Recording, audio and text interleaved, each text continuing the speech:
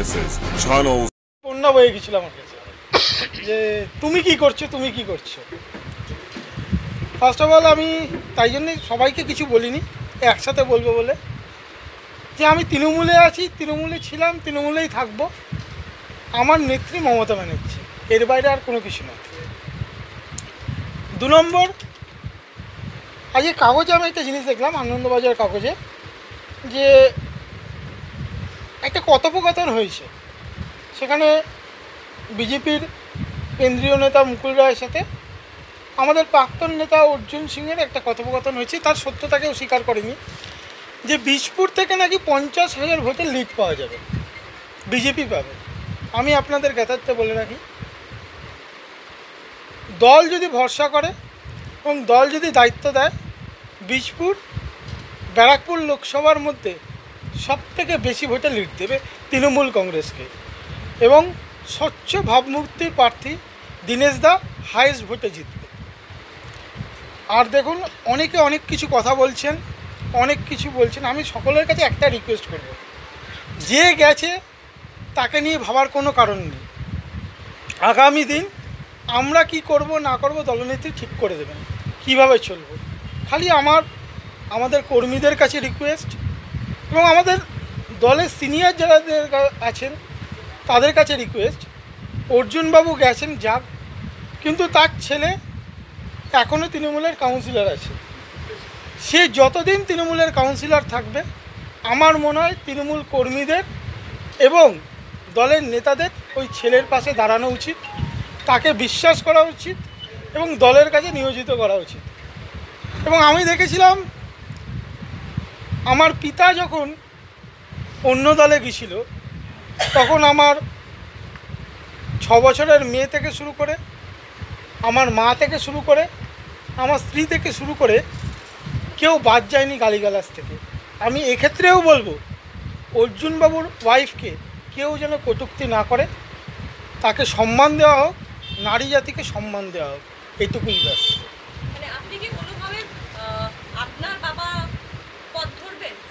না, সে প্রশ্নই নেই। আমি বললাম আমার একটাই নেত্রী মমতা ব্যানার্জি, এবং আমি যতদিন তিনি নেত্রী থাকবেন তৃণমূল কংগ্রেসই করব। না, এখন অবধি দেওয়া হয়নি, দিলেও তার আমি উত্তর দেবো। আমার নেত্রী একটাই মমতা ব্যানার্জি। এবার আপনারা হয়তো প্রশ্ন করবেন, তাহলে অন্য কেউ যদি নেতা হয়, বা আপনারা ডাইরেক্ট করতে পারেন যে অভিষেক যদি নেতা হয় তাহলে কি আপনি মানবেন না? কোশ্চেন তো নিজেই করে দিলাম। নেত্রী যাকে নেতা বানিয়ে আমার কাছে পাঠিয়ে দেবে, যদি বীজপুরে কোনো দিন বলে যে দিলীপ ঘোষ দাঁড়াবে, কোনো দিন বলে সুজন চক্রবর্তী দাঁড়াবে, আমি তার জন্যই ভোট করব, প্রচার করব, তাকেই নেতা মানব। নেত্রী যাকে বসিয়ে দেবেন সেই আমার নেতা। যে একটা সময় গত 1 বছর ধরে বিভিন্ন সময় দেখা গেছে, যিনি আজকে তৃণমূল ছেড়ে বিজেপিতে যোগ দিয়েছেন, তিনি আপনার বিধানসভা কেন্দ্রে এসে বিভিন্ন সময় মিটিং মিছিল করে অকথ্য ভাষায় সরাসরি, আবার কখনো ইনডাইরেক্টলি গালাগাল করেছে। আজকে আপনার ফিলিংস কি? এমনকি সেই মঞ্চে আপনি উপস্থিত ছিলেন। দেখুন, আমি না সংকটমোচন পুজো করি রয়েছি। আমি একটু আগে আসতে দেরি হলো, সংকটমোচন পুজো করেই এলাম। যাই হোক, আমি তার সম্বন্ধে কিছুই বলবো না। সিনিয়র লিডার, আমার শুভকামনা তার জন্য রইল। আর একটা জিনিস, আমাকে কিছু বলতে হবে না, সকল তাকে যারা গুরু বা বাবা বলে ডাকতেন, দেখুন ফেসবুকে তারাই তার সম্বন্ধে আজকে বলছে। সংকটমোচন পুজো করে কি সংকট কেটেছে? অবশ্যই। আজকে অর্জুন সিংহ বিজেপিতে যোগদান করার পর বলেছেন, মানুষের সরকার এখন শুধুমাত্র মানি সরকার। যদি মানি সরকার হতো, আমাদের নেত্রী হাওয়াই সুজি পরে ঘুরতেন না, ওই টালির চালে থাকতেন না। এসব মানুষ বিশ্বাস করে না। এই ঘটনায় ব্যারাকপুর লোকসভা কেন্দ্রের ফলাফলে কতটা প্রভাব পড়তে পারে? দেখুন, আগের বার দীনেশ দা 1,70,000 ভোটে মনে হয় জিতেছিলেন, এবং বীজপুর থেকে আমি লিড দিয়েছিলাম 78,000। সেক্ষেত্রে আমি বলতে পারি বীজপুর এবারও ব্যারাকপুর লোকসভার মধ্যে হাইয়েস্ট লিড দেবে, এবং দীনেশ দা 2 লক্ষের বেশি ভোটে জিতবে। অর্জুন সিং চলে যাওয়াতে কি বীজপুরে গোষ্ঠীদ্বন্দ্ব কমবে বলে মনে হয়? গোষ্ঠী কোনোদিনই ছিল না। কেউ বাইরে থেকে এসে মাঝে মাঝে আর কি উস্কানিমূলক কথাবার্তার জন্য কেউ নাচানাচি করতো, এখন সেগুলো বন্ধ। যারা নাচানাচি করতো তাদের নাচানাচি কি কমবে বলে মনে হয়? অবশ্যই কমবে। তৃণমূলের অনেকেই বলতে শুরু করেছে আরেকজন গাদ্দার চলে গেল। আমি এইসব ল্যাঙ্গুয়েজ বিশ্বাস করি না। গাদ্দার, মির্জাফর, এগুলো যারা বলে বলে, কেউ চলে গেছে তাকে নিয়ে আর ভাবার কথা না। শুভ্রাংশু, অবাঙালি ভোটের মধ্যে কি প্রভাব পড়ে অর্জুন সিং চলে যাওয়া? আমার এই আশেপাশে যত লোক দেখছেন না, তার মধ্যে এখন এই মুহূর্তে 80% অবাঙালি রয়েছে। কি অমিত, তাই তো?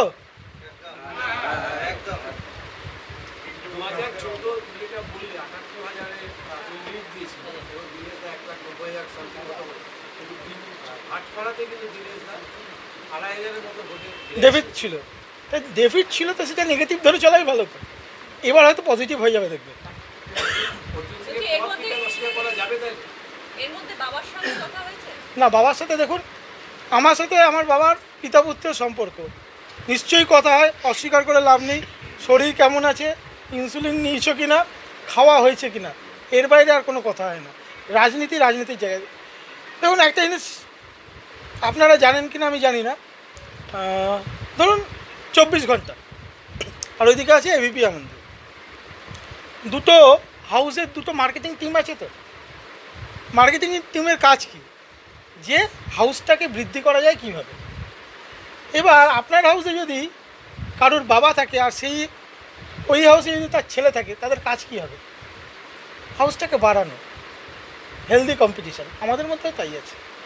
আমি চাইবো বিষপুরের বুকে একটাও পদ্ম না ফুটুক, আর বাবা চাইবে যে পদ্ম ফুটুক। কিন্তু আমি কনফিডেন্ট, আমার নেত্রী যেহেতু মমতা ব্যানার্জি, তার আশীর্বাদে বীজপুরে একটাও পদ্ম ফুটবে না। মানে বাবাকে আপনি মাত দিতে পারবেন? একদম। হালিশহর পুরসভার খবর কি? হালিশহরে আমাদের 22 জন কাউন্সিলর, টোটাল 23টা কাউন্সিলর, তার মধ্যে 22 জন তৃণমূলের, একজন বিজেপির, আর একজন আপাতত জেলে রয়েছে নির্দল কাউন্সিলর। 21 জন আমাদের, 21 জনই তৃণমূল কংগ্রেসের সাথে রয়েছে। অর্জুন ঘনিষ্ঠ কয়েকজন রয়েছে, তাদের অর্জুন ঘনিষ্ঠ বলে কিচ্ছু নেই, সবটাই ঘনিষ্ঠ হচ্ছে মমতা ব্যানার্জি। যখন যাকে ভাল লাগতো তার কাছে গিয়ে থাকতো, আর কিছু না। বলছি যে হালি শহরের এই মুহূর্তে দাঁড়িয়ে যিনি ভাইস চেয়ারম্যান, যিনি আপনারও একসময় অনুগামী বা কাছের ছিলেন, তিনি কিছুদিন ধরে অর্জুন সিং জিন্দাবাদ বলেছেন, মিটিং করেছেন। এখন তার অবস্থান কি, এটা লোকে জানতে চাইছে। আমি দুপুরে তার সাথে কথা বললাম, যখন সে বললো আমি দীনেশ ত্রিবেদীর নামে দেয়াল লিখছি। মানে তিনি তৃণমূলেই থাকছেন। অবশ্যই তাই। অর্জুনবাবু বলছেন শুধু ভাটপাড়া নয়, অন্য নিজস্ব কিছু দখল করবে এবং বিজেপি করে দেবে।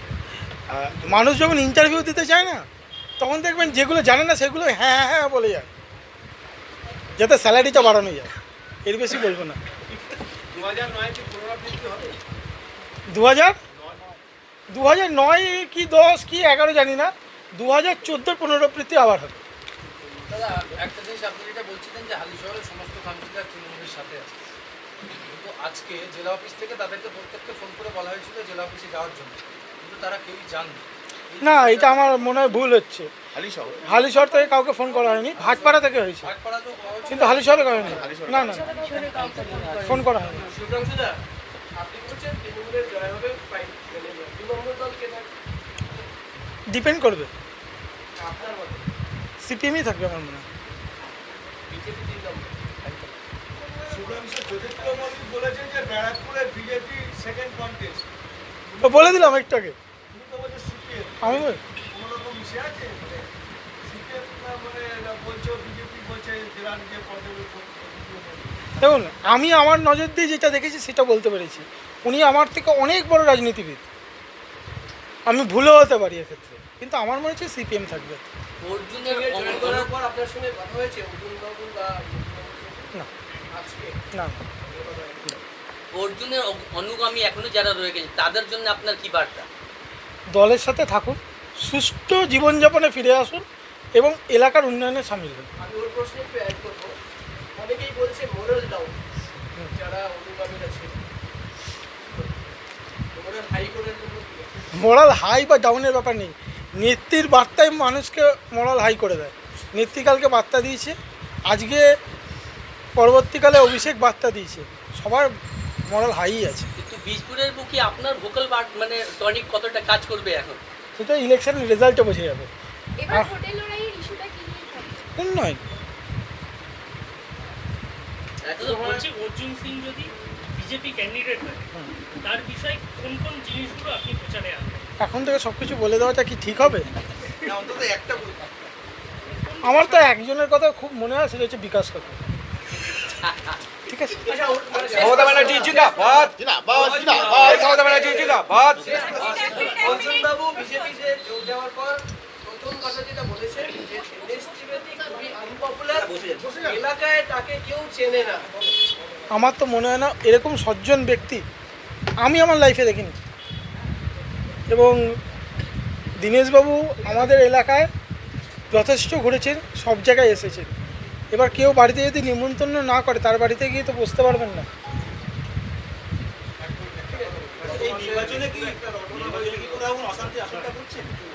আমার মনে হয় না অশান্তি হোক বা যা হোক, তৃণমূল কংগ্রেস জিতবে, এটুকু বলতে পারি। বলো দেবাশিস দা। তোমার সাথে একটা ঘটনা হয়েছিল, হ্যাঁ, শুক্রাংশু বিজেপিতে যাচ্ছে, তখন তোমার সাথে ফোনে কথা হয়েছে, তুমি যে যদি কোনোদিন বিজেপিতে যাই বীজপুর জুড়ে ফ্লেক্স টাঙিয়ে সভা করে যাবো। আমি বলছি, এখন তোমার আমি একটু বলে দিই, গত মাসে রটনা এটা হয়নি। আমি এইটা বলেছিলাম মাইকে, কাঁসাপাড়া পৌরসভার একটা অনুষ্ঠানে। কিছু সাংবাদিক মহল সেটাকে ঘুরিয়ে লিখে দিয়েছিল। আমি বলেছিলাম সেটাকে, সবাই রেকর্ডিং কাছে, অন্য সাংবাদিকরাও ছিল, কয়েকজন সাংবাদিক ওইটাকে ঘুরিয়ে লিখেছিল। ওই মাছ থেকে তুলে নেওয়া বলে না, সেই জিনিসটা। আমার মনে হয় সাংবাদিকতার জায়গা থাকলেই ভালো হয়। কোনো ব্যক্তি জন্য দালালি না করাটাই ভালো। সাংবাদিকরা মানুষের সবসময় পাশে থাকে, মানুষের উন্নয়নকে তুলে ধরে, তাহলে সেভাবেই চলুক না কেন। কোনো ব্যক্তিকে পছন্দ না। আমি ফোন করিনি, তুমিও ফোন করোনি, তুমি খেয়াল করো। সেই জন্য এটা বিতর্কের জায়গা না। অঞ্জনবাবু, আপনার বাবা আজকে বলেছেন এটা শুধুমাত্র ট্রেলার, অনেক সিনেমা বাকি। আপনিও কি মনে করেন? না, টিলার কি সিনেমা জানি না, রাজনীতির জায়গায় তৃণমূল কংগ্রেস পশ্চিমবাংলার বুকে 42-42 হবে, এটাই সিনেমা। আচ্ছা, বীজপুরের পুলিশ প্রশাসন ইনঅ্যাক্টিভ ছিল বলে অভিযোগ ছিল এক সময়, এখন এই মুহূর্তে দাঁড়িয়ে নির্বাচন এবং এবার নির্বাচন অর্জুন সিং হয়ে কাজ করছিল। আপনি পরিষ্কার বলেছিলেন দালালের কাজ করছে ওর পুলিশ। আপনি এই বক্তব্যটাই রেখেছিলেন। কৃষ্ণেন্দু বাবুর ভূমিকা নিয়ে প্রশ্ন ছিল, এখন কি জায়গায় আছে? দালালি হ্যাঁ, এখন অনেকটাই ঠিক হয়েছে, এলাকায় শান্তি শৃঙ্খলা আছে। দীনেশবাবুর নাম অ্যানাউন্স হওয়ার পরে আরও বেশি শান্তি শৃঙ্খলা ফিরে এসেছে, এলাকায়ও শান্তি আছে। আমি মনে করি যে দলই ক্ষমতায় থাকুক না কেন, যে দলের যে নেতৃত্বই দিক না কেন, এলাকায় ক্রিমিনাল রাজ খতম করতে হবে। পাশের বাড়ির কাকাকে বাবা বলা কি বন্ধ হবে, কি মনে হয়? অবশ্যই হবে মনে হয়। এখন তারা হয়তো বুঝবে কে বাবা কে কাকা। মমতা ব্যানার্জি জিন্দাবাদ, অভিষেক বন্দ্যোপাধ্যায় জিন্দাবাদ, শুভ্রাংশু রায় জিন্দাবাদ, মমতা ব্যানার্জি জিন্দাবাদ।